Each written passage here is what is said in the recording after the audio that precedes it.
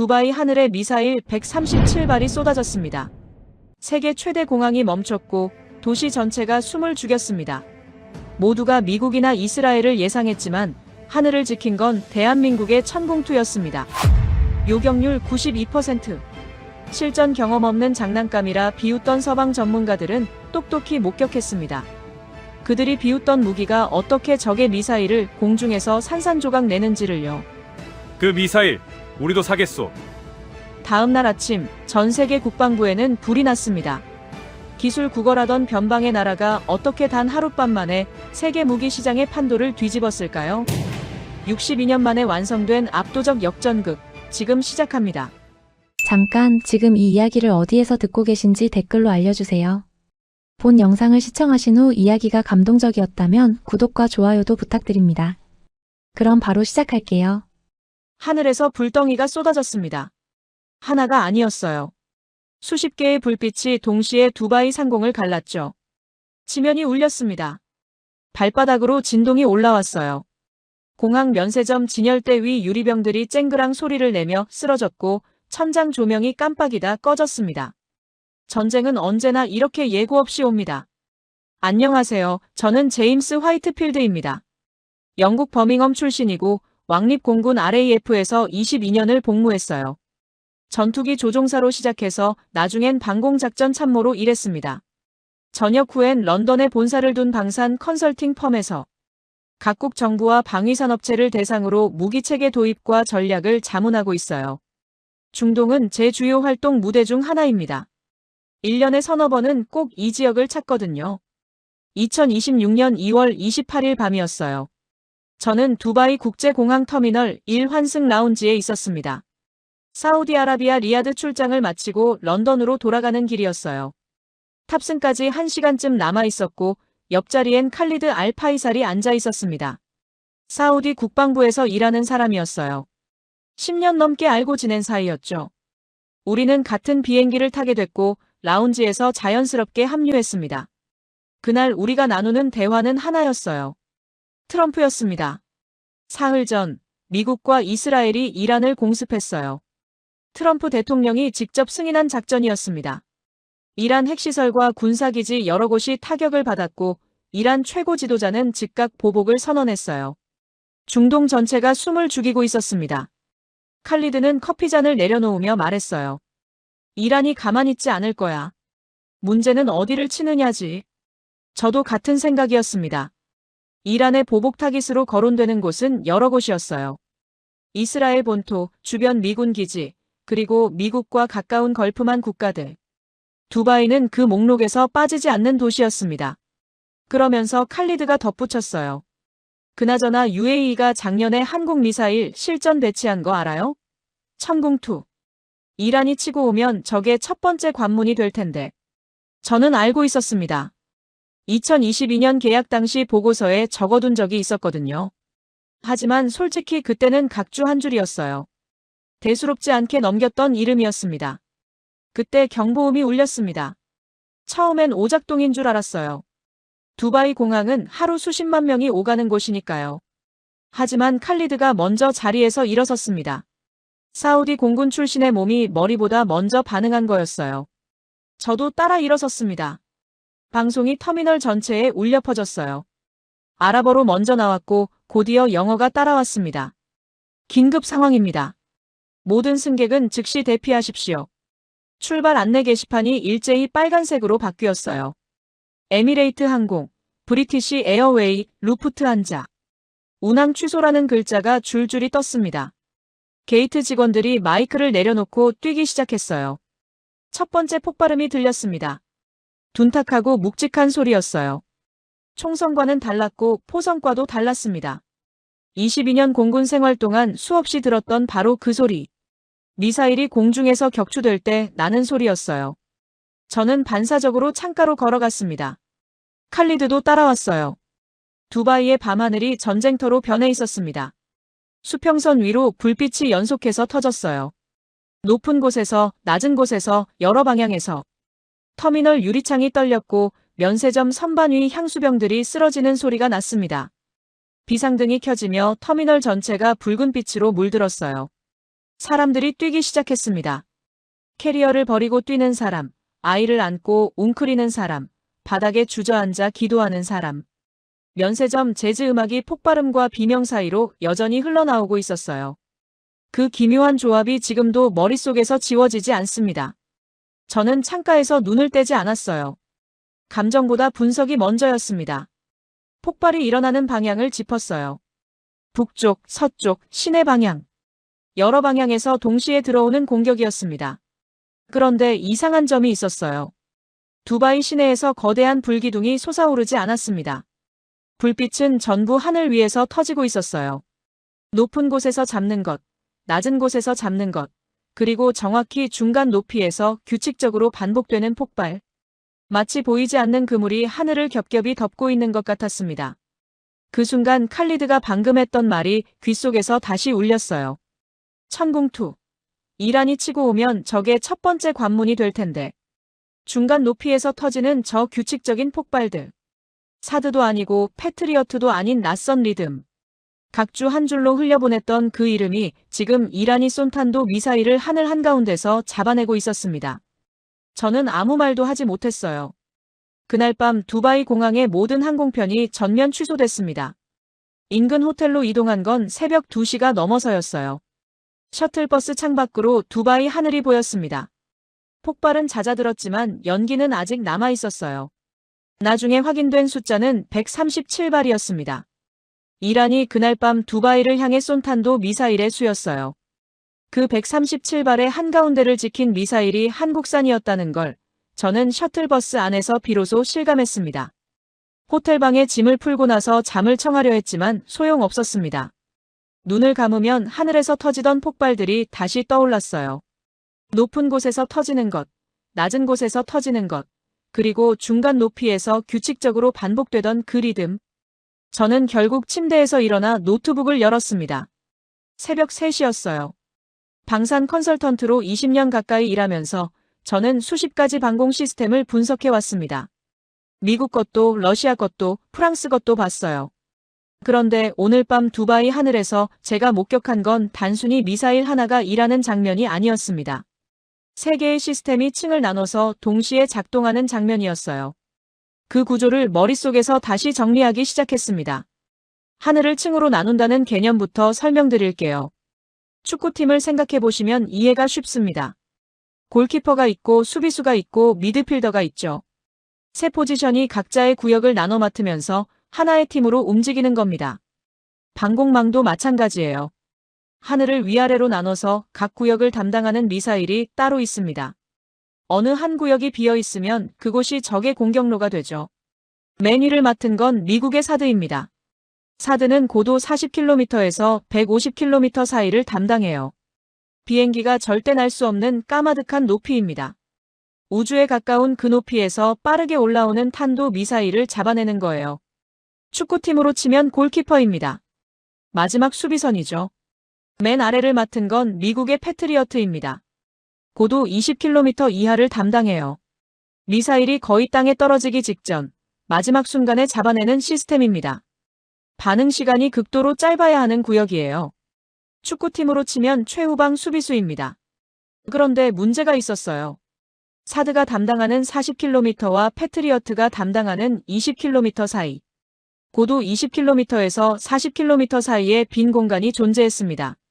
사드가 내려오기엔 너무 낮고 패트리어트가 올라가기엔 너무 높은 구간이었어요. 군사 전문가들은 이 구간을 오래전부터 문제로 지적해왔습니다. 이란은 이걸 알고 있었어요. 그래서 일부러 중간 고도를 노려 미사일을 설계했다는 분석이 있습니다. 높이 올라갔다 내려오는 방식이 아니라 중간 고도로 빠르게 수평 비행해서 들어오는 방식이죠.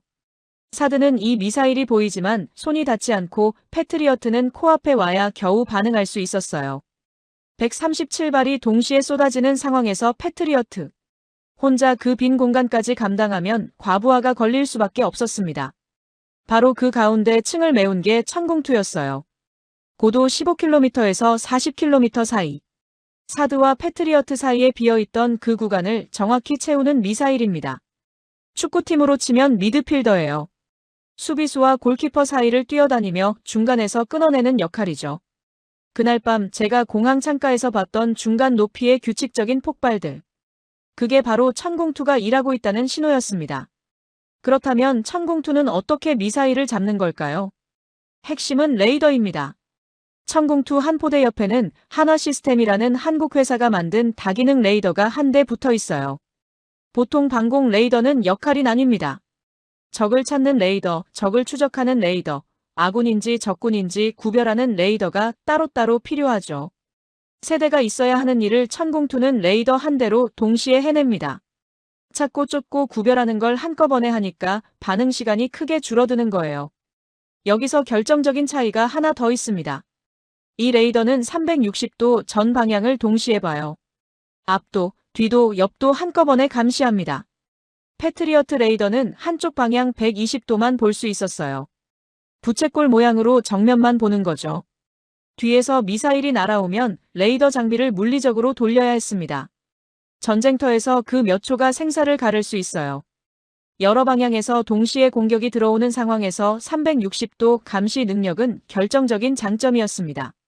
레이더가 표적을 잡으면 요격 미사일이 발사대에서 수직으로 솟아오릅니다. LIGNX1이라는 한국 회사가 만든 요격탄이에요. 이 미사일은 적 미사일을 향해 곧장 날아가서 정면으로 부딪혀 산산조각 냅니다. 근처에서 폭발시켜 파편으로 파괴하는 방식이 아니에요. 직접 충돌로 완전히 파괴하는 방식입니다. 날아오는 총알을 총알로 맞히는 것과 같아요. 가격 이야기도 빼놓을 수 없습니다. 패트리어트 한 포대를 사려면 약 1조 3천억 원이 필요해요. 천공투 한 포대 가격은 그것의 3분의 1 수준입니다. 같은 예산으로 3배 더 많은 포대를 배치할 수 있다는 뜻이에요. 137발이 동시에 쏟아지는 상황에서 이건 단순히 저렴하다는 이야기가 아닙니다. 같은 돈으로 더 촘촘하게 하늘을 덮을 수 있다는 뜻이거든요.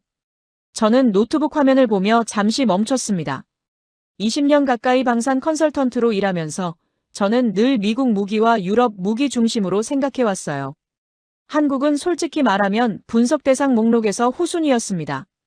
그런데 지금 제가 정리하고 있는 이 스펙들, 360도 레이더, 단일 시스템 통합, 패트리어트 3분의 1 가격. 이게 오늘 밤 두바이 하늘에서 실전으로 증명된 숫자들이었어요. 창밖 두바이 하늘은 이제 조용했습니다. 하지만 제 머릿속은 조용하지 않았어요. 이 미사일을 만든 나라에 대해 더 알고 싶었습니다. 처음부터요.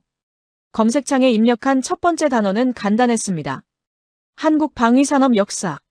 결과가 쏟아졌어요. 영문 자료, 한국어 자료, 학술 논문, 방산 전문지 기사들. 저는 가장 오래된 자료부터 열었습니다. 처음부터 알고 싶었거든요. 이 나라가 어디서 출발했는지를요. 1960년대 대한민국이었습니다. 한국전쟁이 끝난 지 겨우 10년 남짓이었어요. 전국 도로의 절반이 아직 비포장이었고 1인당 국민소득은 100달러 안팎이었습니다. 지금 런던에서 커피 한 잔 값이 5파운드, 우리 돈으로 8,000원쯤 되는데 그 당시 한국 사람 한 명이 1년을 사는 돈이 그보다 조금 많은 수준이었어요. 그런 나라가 하늘을 지켜야 했습니다. 북쪽에는 소련제 전투기로 무장한 북한이 있었고 그 전투기들은 언제든 남쪽으로 내려올 수 있었어요. 문제는 하늘에서 날아오는 걸 잡을 무기가 단 한 발도 없었다는 겁니다. 미사일은커녕 미사일이 어떻게 작동하는지 아는 기술자조차 거의 없었어요. 그래서 미국이 나섰습니다. 1964년 미국은 한국에 호크 미사일을 가져왔어요. 호크는 영어로 매라는 뜻입니다. 한국 공군은 이걸 우리말로 철매라고 불렀어요. 쇠로 만든 매. 그 이름처럼 날카롭고 강인한 무언가를 기대했겠죠.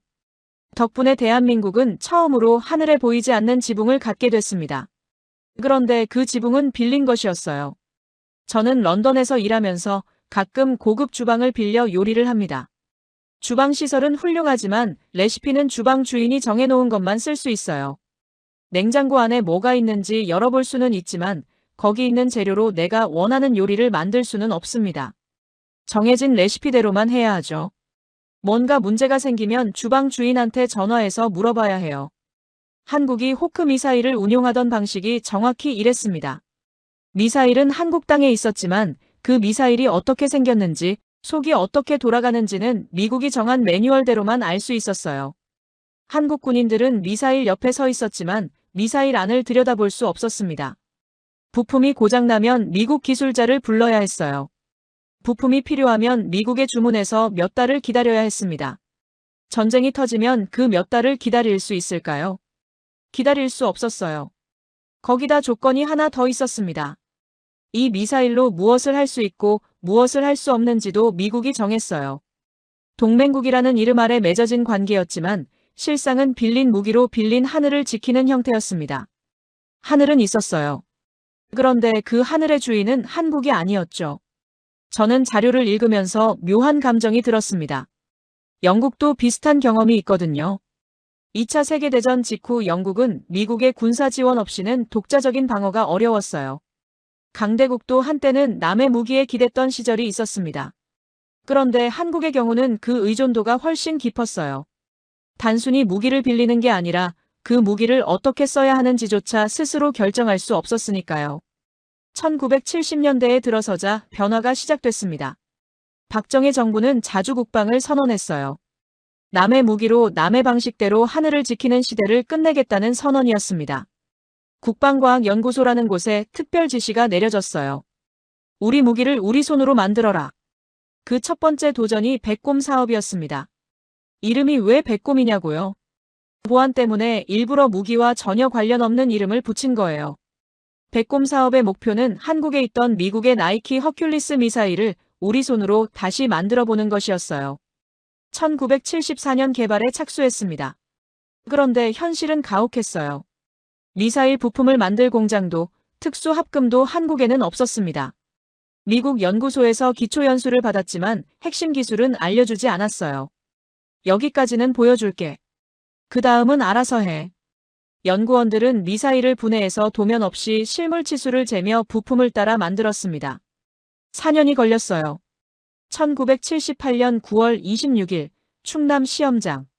백곰 미사일이 발사대에서 솟아올랐습니다. 하얀 연기를 뿜으며 하늘로 올라가는 그 장면. 한국이 처음으로 스스로 만든 미사일이 날아간 순간이었어요. 핵심 부품의 90%를 국산화했고 사거리는 180km였습니다. 서해 어딘가에서 쏘면 평양에 닿는 거리였어요. 저는 그 발사 장면을 담은 흑백 사진 한 장을 찾아냈습니다. 화질이 거칠었어요. 연기 기둥이 하늘을 향해 뻗어 있었고 주변에 선 사람들의 표정이 흐릿하게 보였습니다. 그 사람들이 무슨 표정을 짓고 있었는지는 사진으로는 알 수 없었어요. 하지만 저는 짐작할 수 있었습니다. 4년 동안 도면도 없이 분해하고 재조립하고 실패하고 다시 시작했던 사람들이 처음으로 자기 손으로 만든 미사일이 하늘로 올라가는 걸 봤을 때의 그 표정을요. 그런데 여기서 끝이 아니었습니다. 백곰은 땅에서 땅으로 가는 미사일이었어요. 한국이 진짜 필요한 건 하늘에서 날아오는 걸 잡는 무기였습니다. 빌려 쓰던 호크 미사일은 점점 나이를 먹어갔어요. 1960년대에 만들어진 물건이니 1990년대가 되면 벌써 30살이 넘었습니다. 부품은 더 이상 생산되지 않았고 호크를 만든 미국 회사도 새 모델로 갈아탈 준비를 하고 있었어요. 한국은 선택해야 했습니다. 미국에서 새 미사일을 또 사올 것인가? 아니면 이번엔 정말로 우리가 직접 만들 것인가? 새벽 4시였어요. 저는 커피가 필요했습니다. 자판기 커피를 한 잔 뽑아들고 다시 노트북 앞에 앉았어요. 화면에는 1999년이라는 숫자가 떠 있었습니다. 한국이 두 번째 선택을 내린 해였어요. 그 선택이 어떤 결과를 만들어냈는지 저는 계속 읽어내려갔습니다. 1999년. 한국은 두 번째 선택을 했습니다. 이름은 철매의 사업이었어요. 옛날 미국에서 빌린 호크, 그 철매를 대체한다는 뜻이었습니다. 그런데 이번엔 사오는 게 아니었어요.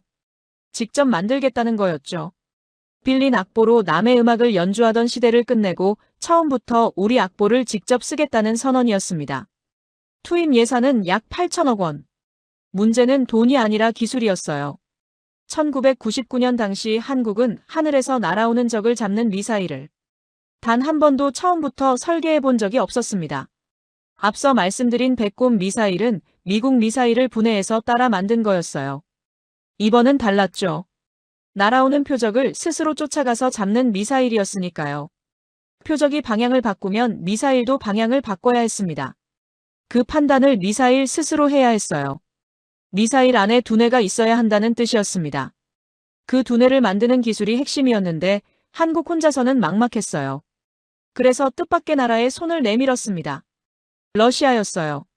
1990년대 초 소련이 무너지면서 러시아는 경제가 크게 흔들리고 있었습니다. 세계 최고 수준의 군사 기술을 가진 나라가 돈이 없어 그 기술을 팔아야 하는 상황이었어요. 한국은 기술이 필요했고 러시아는 돈이 필요했습니다. 1999년 한국은 러시아에 280만 달러를 내고 방공 미사일 기술 일부를 넘겨받았어요. 교과서를 한 권 산 셈이었습니다. 그런데 교과서를 샀다고 시험을 잘 보는 건 아니었어요. 러시아가 넘겨준 건 기본 골격뿐이었습니다. 미사일의 대략적인 구조와 원리까지는 알려줬어요. 하지만 세부 성능과 실전 운용 방법은 빠져 있었습니다. 어디까지 알려줄지는 러시아가 정했어요. 핵심적인 부분에 다가갈수록 문이 닫혔습니다. 여기까지가 끝이야. 나머지는 너희가 알아서 해. 냉전시대 최강의 군사기술을 보유했던 나라답게 정말 중요한 건 절대 내주지 않았어요. 결국 한국 연구원들은 러시아에서 받은 뼈대 위에 살을 직접 붙여야 했습니다. 교과서는 있었지만 답안지는 없었어요. 스스로 풀어야 했습니다. 네 곳이 달라붙었어요. 국방과학연구소가 전체 설계와 통합을 지휘했습니다. 한화 시스템이 레이더를 맡았어요. 미사일 본체, 그러니까 하늘로 올라가서 적을 잡는 화살 자체는 LIG넥스1이 맡았습니다. 발사대와 엔진은 한화 에어로스페이스가 만들었어요. 네 조직이 각자의 파트를 만들어서 하나로 합치는 구조였습니다. 그런데 이게 단순한 조립이 아니었어요. 레이더가 표적을 발견하면 그 정보가 미사일 두뇌로 전달되고 두뇌가 엔진에 명령을 내려야 했습니다. 이 세 단계가 1초도 안 되는 시간 안에 이루어져야 했어요. 하나라도 어긋나면 미사일은 엉뚱한 방향으로 날아갔습니다. 레이더가 아무리 정밀해도 미사일 두뇌가 그 정보를 제대로 못 받으면 소용없었어요. 미사일이 아무리 빠르게 날아가도 엔진이 명령을 늦게 받으면 표적을 놓쳤습니다. 네 조직이 각자 잘 만드는 것만으로는 부족했어요. 하나의 언어로 대화해야 했습니다. 그 언어를 맞추는 데만 몇 년이 걸렸어요. 레이더가 신호를 보내면 미사일이 엉뚱한 방향으로 날아갔습니다. 원인을 찾아보면 신호 전달 방식이 달랐어요. 수정했습니다. 다시 시험했어요. 이번엔 미사일이 표적을 향해 날아가다 중간에 방향을 잃었습니다. 두뇌 소프트웨어 문제였어요. 다시 수정했습니다. 시험 한 번 하려면 준비만 몇 달이 걸렸어요. 발사 버튼을 누르면 몇 초 안에 결과가 나왔습니다. 성공이거나 실패거나. 실패하면 원인을 찾아 수정하고 다시 몇 달을 준비해서 또 발사했어요. 그 과정이 반복됐습니다. 중간에 사업을 접자는 목소리가 나왔어요. 이 돈이면 미국에서 패트리어트를 더 사는 게 낫지 않냐는 논리였습니다. 국회에서도 군 안에서도 같은 이야기가 나왔어요. 개발비를 쏟아붓고 실패하면 그 돈은 어떻게 되느냐는 논리였습니다. 틀린 말도 아니었어요. 실제로 방공 미사일 독자 개발에 도전했다가 중간에 포기한 나라가 세계적으로 한두 곳이 아니거든요. 독자 개발이란 성공을 보장할 수 없는 일이었습니다. 예산을 쏟아붓고 수년을 매달려도 결국 실패로 끝나는 경우가 더 많았어요. 그런데 연구원들은 멈추지 않았습니다. 빌린 무기로 빌린 하늘을 지키는 시대를 끝내고 싶었던 거예요. 부품이 고장나면 외국 기술자를 기다려야 하고 전쟁이 터지면 부품 수급이 끊길 수 있는 그 구조를 바꾸고 싶었던 겁니다. 남의 레시피로만 요리하는 셰프가 아니라 자기 레시피를 가진 요리사가 되고 싶었던 거죠. 포기하라는 압박 앞에서도 발사 버튼을 놓지 않은 사람들이 있었어요. 그 사람들의 이름은 어디에도 크게 알려지지 않았습니다. 하지만 그 사람들이 없었다면 그 다음 이야기는 존재하지 않았어요. 12년이 흘렀습니다. 2011년 어느 시험장. 천국 미사일이 발사대에서 수직으로 솟아올랐어요. 하얀 연기 기둥이 하늘을 향해 뻗었고 미사일은 날아오는 모의 표적을 정확히 맞췄습니다. 성공이었어요. 한국이 처음으로 하늘에서 날아오는 적을 잡는 미사일을 스스로 만들어낸 순간이었습니다. 1964년에 미국에서 호크를 빌려온 지 47년 만이었어요. 도면도 없이 분해하고 재조립하고 실패하고 다시 시작했던 그 시간이 하나의 섬광으로 응집된 순간이었습니다. 그런데 끝이 아니었어요. 세상이 변하고 있었거든요. 북한은 비행기가 아니라 탄도미사일을 쏘기 시작했습니다. 탄도미사일은 훨씬 빠르고 거의 수직으로 떨어져요. 비행기를 잡는 방식으로는 막을 수 없었습니다. 그래서 천궁을 개량하는 작업이 바로 시작됐어요. 2012년부터 개량에 착수해서 2017년에 천궁2가 완성됐습니다. 가장 큰 변화는 표적을 잡는 방식이었어요. 근처에서 폭발시켜 파편으로 파괴하는 게 아니라 직접 부딪혀 충돌로 파괴하는 방식이었습니다. 날아오는 총알을 총알로 맞히는 것과 같았어요. 탄도 미사일처럼 빠르게 떨어지는 표적은 근처에서 터뜨리는 것만으로는 파괴가 안 되거든요. 정확히 부딪혀야 산산조각이 납니다. 1999년 착수해서 2017년 완성까지 18년이었어요. 8천억 원, 수백 번의 시험 발사, 포기하라는 압박, 기술을 다 알려주지 않는 외국의 벽. 그 모든 걸 넘어서 대한민국은 자기만의 하늘의 활을 완성했습니다. 무기를 만드는 것과 세계 시장에서 인정받는 건 또 다른 이야기였어요. 천궁2가 완성됐을 때 아무도 한국이 만든 방공 미사일을 사본 적이 없었습니다. 그런데 2022년 중동의 한 나라에서 전화가 왔어요. 2022년 1월이었습니다. 저는 두바이 엑스포에서 열린 방산 전시회를 취재하고 있었어요. 아니, 정확히는 취재가 아니라 클라이언트 미팅 때문이었습니다. 방산 전시회는 무기 박람회예요. 전 세계 방산 업체들이 자기 제품을 진열하고 각국 국방부 관계자들이 돌아다니며 구경하고 계약하는 자리죠. 저 같은 컨설턴트에게는 클라이언트를 한자리에서 여럿 만날 수 있는 효율적인 기회이기도 합니다. 그 전시회에서 이상한 소문이 돌았어요. 아랍에미리트가 한국 미사일을 사려고 한다는 거였습니다. 솔직히 처음엔 반신반의했어요. 아랍에미리트는 돈이 많은 나라입니다. 석유로 벌어들이는 돈이 어마어마하죠. 그런 나라가 무기를 살 때는 보통 미국이나 프랑스 같은 전통 방산 강국 제품을 선택합니다.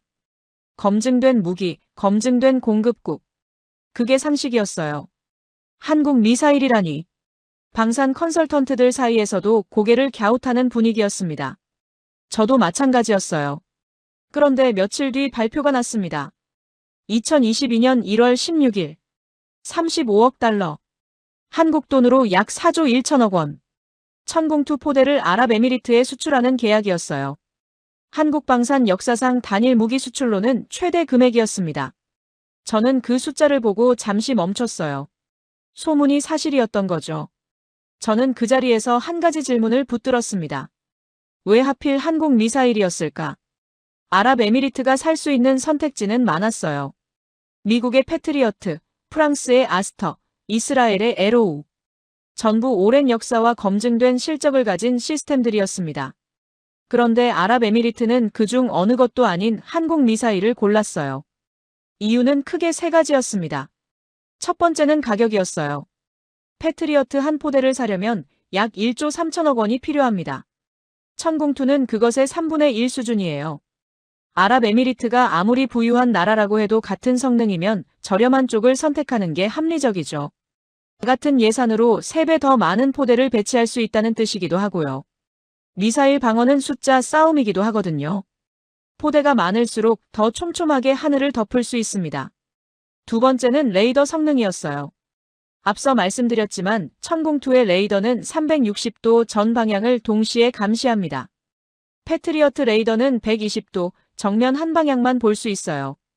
아랍에미리트 입장에서 이건 결정적인 차이였습니다. 바다 건너 바로 코앞에 이란이 있는 나라니까요. 미사일이 어느 방향에서 날아올지 모르는 상황에서 사방을 동시에 감시하는 레이더는 선택이 아니라 필수였어요.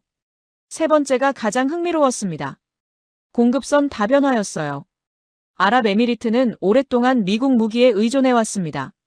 사드도 미국, 패트리어트도 미국, 전투기도 미국. 전부 미국이었어요. 그런데 무기를 한 나라에서만 공급받으면 위험합니다. 그 나라가 어떤 이유로든 공급을 중단하면 방어체계 전체가 흔들리거든요. 실제로 미국은 중동 국가들에 대한 무기 판매를 정치적 이유로 제한한 적이 여러 번 있었어요. 한 바구니에 달걀을 전부 담지 않는 것과 같은 이치였습니다. 한국산 천궁2를 도입하면 미국에만 의존하지 않아도 됐어요. 가격도 싸고 성능도 검증됐고 게다가 한국은 정치적 부담이 적은 공급국이었습니다. 인권 조건을 걸거나 의회 승인을 요구하는 절차가 복잡하지 않았어요. 무기를 사는 나라 입장에서 이건 생각보다 중요한 조건이었습니다. 저는 계약 발표 다음 날 보고서를 업데이트했어요. 기존의 각주 한 줄로 처리했던 천공투 항목을 꺼내서 3페이지짜리 분석으로 늘렸습니다. 그래도 여전히 부족하다는 느낌이 들었어요. 계약 규모는 놀라웠지만 그게 실전에서 어떤 의미를 갖는지는 아직 알 수 없었으니까요. 무기는 종이 위의 스펙이 전부가 아닙니다. 실제로 사막에 가져다 놓고 현지 조건에서 작동해야 해요. 한국 기술자들이 직접 아랍에미리트로 건너갔습니다. 낮 기온이 50도까지 올라가는 사막이었어요. 모래바람이 불면 앞이 100m도 안 보였습니다. 전자장비에 모래먼지가 들어가면 고장이 나고 레이더 표면에 모래가 쌓이면 신호가 약해질 수 있었어요. 한국에서 개발하고 시험한 환경과는 완전히 달랐습니다. 그 환경에서 레이더를 조립하고 발사대를 설치하고 시스템 전체를 세팅하는 작업이 진행됐어요. 헬멧을 쓰고 작업복을 입은 한국 기술자들이 50도 열기 속에서 땀을 흘리며 장비를 다뤘습니다. 설치만 하고 끝이 아니었어요. 운용 교육이 1년 가까이 이어졌습니다. 아랍에미리트 군인들에게 미사일을 발사대에 장전하는 법, 레이더 화면을 읽는 법, 여러 표적이 동시에 나타났을 때 우선순위를 정하는 법을 하나하나 가르쳤어요. 나중에 아랍에미리트 군 관계자가 이런 말을 했다고 합니다. 한국 사람들은 매뉴얼에 없는 것까지 가르쳐준다. 저는 그 말을 전해 듣고 메모해뒀습니다. 무기의 성능만큼 중요한 게 사후관리고 사후관리의 핵심은 결국 사람이거든요. 2026년 2월 27일. 그러니까 이란이 미사일을 쏘기 단 하루 전이었어요. 한국 대통령 비서실장이 아랍에미리트를 방문해서 350억 달러, 한국 돈으로 약 50조 원 규모의 방산 협력 양해각서를 맺었습니다. 천공투뿐만 아니라 더 높은 고도를 담당하는 LSAM 미사일과 한국형 전투기 KF-21까지 포함된 협력이었어요. 그리고 바로 다음 날 밤, 이란의 미사일이 날아왔습니다. 호텔방 창문 너머로 두바이의 아침이 밝아오고 있었습니다. 밤새 노트북을 들여다보다 보니 어느새 동이 트고 있었어요. 저는 커피를 한 모금 마시며 화면을 닫으려다 멈췄습니다. 머릿속에서 한 가지 질문이 떠나지 않았거든요. 같은 날 밤이었습니다. 두바이 하늘은 버텼어요. 그런데 이란 하늘은 무너졌습니다. 이란도 방공 시스템이 없었던 게 아니에요. 오히려 여러 겹으로 깔려 있었습니다. 러시아에서 사온 S-300 미사일이 있었고 중국에서 들여온 시스템도 있었어요. 이란이 직접 만들었다는 무기도 있었죠. 세 나라의 무기를 섞어서 겹겹이 깔아놓은 겁니다. 높은 곳은 이 무기가 맞고 낮은 곳은 저 무기가 맞는 식으로 나름대로 층을 나눠 놓았어요. 서류상으로는 꽤 그럴듯해 보였습니다. 그런데 그날 밤 이란의 방공망은 제 역할을 하지 못했어요. 왜였을까요? 저는 군사 전문가들의 분석 자료를 찾아 읽기 시작했습니다. 답은 생각보다 단순한 곳에 있었어요. 이란의 무기들이 서로 대화를 못했던 거였습니다. 축구팀으로 설명해 드릴게요. 골키퍼는 러시아어를 쓰고 수비수는 중국어를 쓰고 미드필더는 페르시아어를 씁니다. 세 사람이 한 팀인데 서로 말이 안 통하는 거예요. 골키퍼가 왼쪽에서 공이 온다고 외쳐도 수비수가 알아듣지 못하고 미드필더는 그 소리 자체를 듣지 못합니다. 러시아 레이더가 적을 발견해도 그 정보가 중국 미사일에 바로 전달되지 않았어요. 중간에 사람이 수동으로 옮겨야 했죠. 디지털 신호를 사람이 읽고 다시 다른 시스템에 입력하는 방식이었습니다. 평시에는 몇 초의 지연이 대수롭지 않을 수 있어요. 하지만 전장에서 그 몇 초는 생사를 가릅니다. 미사일은 기다려주지 않으니까요. 거기다 각 시스템마다 운용 방식이 달랐습니다. 러시아 장비는 러시아 방식으로 훈련받은 요원이 필요했어요. 중국 장비는 또 다른 방식이었죠. 실전 상황에서 여러 시스템을 동시에 굴리면서 각기 다른 방식으로 운용한다는 건 극도로 복잡한 일이었습니다. 평소 훈련 때와 다른 돌발 상황이 생기면 혼선이 생길 수밖에 없었어요. 미국과 이스라엘은 이 약점을 정확히 알고 있었습니다. 공격 첫 단계에서 이란의 레이더와 지휘 시설부터 때렸어요. 눈을 먼저 찔러버린 거죠. 레이더가 망가지면 미사일은 어디를 향해 쏴야 할지 모릅니다. 보이지 않으니 잡을 수 없어요. 지휘 시설이 타격을 받으면 각 포대의 명령이 내려가지 않습니다. 각 포대는 각자 판단해서 움직여야 했는데 서로 대화가 안 되는 시스템들이 제각각 움직이면 방어에 구멍이 생길 수밖에 없었어요. 이란 전역 20개 이상의 지역에서 폭격이 이루어졌고 핵시설과 군사기지 여러 곳이 타격을 받았습니다. 각국에서 들여온 방공 시스템들은 그 공격을 막아내지 못했어요. 각국의 무기를 섞어 쓰는 건 공급선을 다변화한다는 장점이 있습니다. 하지만 그 무기들이 하나의 팀으로 작동하지 못하면 오히려 더 위험해질 수 있어요. 이란의 방공망이 그랬습니다. 각각의 무기는 나쁘지 않았어요. 러시아의 S-300은 세계적으로 검증된 시스템입니다. 하지만 하나의 팀으로 작동하지 못했던 거죠. 좋은 선수들을 모아놨는데 팀 플레이가 안 된 겁니다. 자, 이제 같은 날 밤 두바이를 보겠습니다. 두바이의 방공망도 여러 나라 무기가 섞여 있었어요. 미국의 사드, 미국의 패트리어트, 그리고 한국의 천궁2. 이것도 세 종류였습니다. 겉으로 보면 이란과 비슷한 구조예요. 여러 나라 무기를 섞어 쓰는 거니까요. 그런데 결정적으로 다른 점이 하나 있었습니다. 이 세 무기가 하나의 지휘체계 아래 서로 대화하고 있었다는 거예요. 사드가 높은 곳에서 적을 발견하면 그 정보가 실시간으로 패트리어트와 천궁2에 전달됐습니다. 천궁2가 중간 높이에서 표적을 잡으면 사드와 패트리어트가 동시에 알았어요. 세 무기가 같은 언어로 대화하고 있었던 겁니다.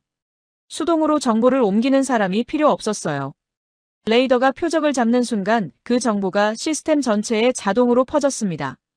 이게 왜 가능했을까요? 천궁2를 개발할 때부터 한국은 이 점을 염두에 뒀습니다. 독자 개발이지만 미국 시스템과 함께 작동할 수 있도록 설계한 거예요. 천궁2의 소프트웨어는 미국의 지휘 통제 체계와 연동될 수 있도록 만들어졌습니다. 한국 레이더가 잡은 정보가 미국의 사드 지휘 체계에도 실시간으로 흘러가도록 설계했어요. 무기를 잘 만드는 것과 다른 무기와 함께 잘 싸우게 만드는 것. 이 둘은 완전히 다른 능력입니다. 한국은 두 번째 능력까지 갖추고 있었던 거예요. 저는 방산 컨설턴트로 20년 가까이 일하면서 이 두 번째 능력의 중요성을 늘 강조해 왔습니다. 무기를 살 때 스펙표만 보는 클라이언트들에게 항상 이렇게 말했어요. 이 무기가 당신이 이미 가지고 있는 다른 무기들과 함께 작동할 수 있는지 확인하라고요. 아무리 좋은 무기도 혼자서는 전쟁을 이길 수 없으니까요. 천궁2는 그 조건을 처음부터 충족하도록 설계됐던 겁니다. 결과를 숫자로 보겠습니다. 아랍에미리트 국방부 발표에 따르면 이란이 쏜 탄도 미사일 137발 중 132발을 요격했어요. 드론 209대 중 200대를 격추했고요. 미사일과 드론을 합친 전체 공격 346개 중 332개를 막아냈습니다. 요격률 95%에 가까운 숫자였어요. 도시가 돌아갔습니다. 공항이 이틀 뒤 다시 열렸고 호텔은 영업을 재개했어요. 두바이는 버텼습니다. 반면 이란은 20개 넘는 지역이 타격을 받았습니다. 수십 년에 걸쳐 구축한 방공망이 제 역할을 하지 못했어요. 저는 두 나라의 상황을 나란히 놓고 한참을 바라봤습니다. 같은 밤이었어요. 한쪽에는 서로 대화하는 방공망이 있었고 다른 한쪽에는 서로 말이 통하지 않는 방공망이 있었습니다. 무기의 숫자나 성능만의 차이가 아니었어요. 그 무기들이 하나의 팀으로 작동하느냐 그렇지 않느냐의 차이였습니다. 무기를 사는 나라 입장에서 이건 스펙표에 나오지 않는 가장 중요한 능력이었어요. 천궁2가 두바이 하늘에서 증명한 건 단순히 미사일을 잘 맞췄다는 게 아니었습니다. 실전에서 다른 나라 무기와 함께 한 팀으로 싸울 수 있다는 걸 증명한 거였어요. 방산 시장에서 이보다 강력한 증거는 없습니다. 저는 노트북을 닫고 창밖을 바라봤어요. 두바이의 아침 하늘은 맑았습니다. 어젯밤 그 하늘에서 무슨 일이 있었는지 낮에는 알 수 없을 것 같았어요. 그런데 저는 알고 있었습니다. 그 하늘 한가운데에서 한국이 만든 미사일이 18년의 시간을 증명해 보였다는 걸요. 그리고 그 증명이 세계 방산 시장에 어떤 파장을 일으킬지 저는 이미 짐작하고 있었습니다. 공항이 다시 열린 건 이틀 뒤였습니다. 저는 런던행 비행기에 오르기 전 터미널 라운지에 앉아 노트북을 열었어요. 공습이 있던 그날 밤부터 머릿속을 채우고 있던 것들을 정리해야 했습니다. 새 문서를 열었어요. 제목을 입력했습니다. 천궁2 단독 분석. 커서가 깜빡였어요. 4년 전 각주 한 줄로 처리했던 그 미사일이 이제 단독 보고서의 주인공이 됐습니다. 그때 런던 본사에서 전화가 왔어요. 편집장이 아니라 대표였습니다. 대표가 직접 전화를 거는 건 흔한 일이 아니었어요. 제임스, 지금 클라이언트 세 곳에서 동시에 연락이 왔어. 전부 천공투 관련이야. 빨리 보고서 써줄 수 있어? 저는 잠시 멈췄습니다. 세 곳이 동시에요. 방산 컨설팅 업계에서 한 무기에 대해 복수의 클라이언트가 동시에 문의를 넣는 건 그 무기가 시장에서 갑자기 주목받기 시작했다는 신호거든요. 그것도 실전 검증 다음 날에요. 알겠습니다. 런던 도착하는 대로 시작하죠. 비행기 안에서 저는 생각했습니다. 왜 지금 이 시점에 세 클라이언트가 동시에 움직이는 걸까? 답은 간단했어요. 무기 시장에서 가장 강력한 마케팅은 실전 검증이거든요. 시험장에서 100% 명중했다는 발표보다 실제 전쟁에서 작동했다는 사실 하나가 훨씬 설득력이 있습니다. 어젯밤 두바이 하늘이 바로 그 증거가 된 거예요. 런던에 도착해서 보고서를 쓰기 시작하면서 저는 숫자들을 다시 정리했습니다. 2022년 1월 아랍에미리트와의 계약 35억 달러, 한국 돈으로 약 4조 1천억 원. 이게 시작이었어요. 그런데 이 계약이 도미노의 첫 번째 조각이었다는 걸 저는 그때 몰랐습니다. 아랍에미리트가 계약을 발표하자 주변 나라들이 움직이기 시작했거든요. 중동에서 방산 계약은 혼자 움직이지 않습니다. 한 나라가 특정 무기를 도입하면 주변 나라들이 그 무기를 들여다보기 시작해요. 우리도 저게 필요하지 않을까 하고요. 2023년 사우디아라비아였습니다. 약 4조 2천억 원 규모의 천공투 도입 계약이었어요. 사우디는 중동에서 가장 큰 방산 시장 중 하나입니다. 그 나라가 한국 미사일을 선택했다는 건 단순한 계약 하나가 아니었어요. 중동 방산 시장에서 한국이 신뢰할 수 있는 공급국으로 자리를 잡았다는 신호였습니다. 2024년엔 이라크였어요. 약 3조 7천억 원 규모였습니다. 이라크는 수십 년간 분쟁을 겪어온 나라예요. 방공체계가 절실한 나라죠. 그 나라가 한국 미사일을 선택했습니다. 세 나라를 합치면 약 12조 원이었어요. 12조 원이 어느 정도냐면 대한민국이 1년 동안 쌀농사로 버는 돈이 약 8조에서 9조 원입니다. 천공투 미사일 하나가 대한민국 쌀 1년치보다 더 많은 돈을 벌어온 거예요. 그런데 이건 시작에 불과했습니다. 앞서 말씀드린 대로 이란이 미사일을 쏘기 단 하루 전인 2026년 2월 27일 한국과 아랍에미리트는 350억 달러, 약 50조 원 규모의 방산 협력 양해각서를 맺었어요. 천공투뿐만 아니라 더 높은 고도를 담당하는 LSAM 미사일과 한국형 전투기 KF-21까지 포함된 협력이었습니다. 서울 지하철 전체 노선을 처음부터 새로 2번 깔 수 있는 돈이에요. LSAM 이야기를 잠깐 드릴게요. 천공투가 고도 15km에서 40km 사이 중간층을 담당한다고 말씀드렸죠. LSAM은 그보다 더 높은 곳, 고도 50km에서 150km를 담당합니다. 미국의 사드가 하는 역할을 한국이 직접 만든 미사일로 대체할 수 있다는 뜻이에요. 2024년 개발이 완료됐고 지금 양산 준비 중입니다. 가격은 사드의 절반 수준으로 알려져 있어요. 천공투가 중간층을 맡고 LSAM이 높은 층을 맡으면 어떻게 될까요? 한국이 다른 나라 도움 없이 하늘의 아래부터 위까지 전부 자국 무기로 지킬 수 있게 된다는 뜻입니다. 전 세계에서 미국, 러시아, 이스라엘 정도만 할 수 있는 일이에요. 그 목록에 한국이 이름을 올리려 하고 있습니다. 세계 무기 거래를 추적하는 스톡홀름 국제평화연구소 자료에 따르면 한국은 현재 세계 방산 매출 10위권에 올라 있습니다. 10년 전 한국의 점유율은 0.9%였어요. 지금은 2.2%입니다. 2배 넘게 오른 거죠. 100년 넘게 전차와 자주포를 만들어 온 독일과 9위, 10위를 놓고 경합하고 있어요. 한국이 본격적으로 무기를 수출하기 시작한 건 불과 10년도 안 됐는데 말이죠. 저는 보고서 마지막 페이지를 쓰면서 4년 전을 떠올렸습니다. 두바이 방산 전시회에서 35억 달러 계약 발표를 들었을 때 저는 이렇게 생각했었어요. 가격이 싸서 선택한 거겠지. 각주 한 줄이었습니다. 그 생각이 얼마나 안일했는지 저는 이제 알아요. 보고서 첫 줄에 이렇게 썼습니다. 이 나라는 더 이상 각주가 아니다.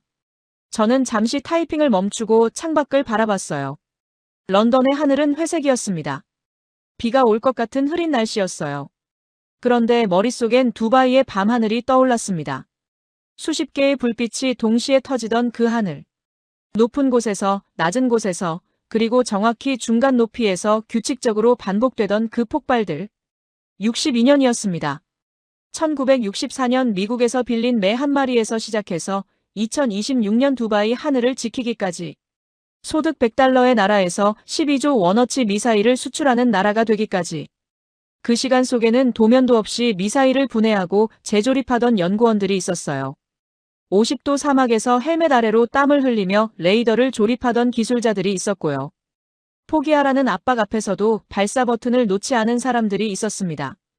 그 사람들의 이름은 보고서 어디에도 나오지 않았어요.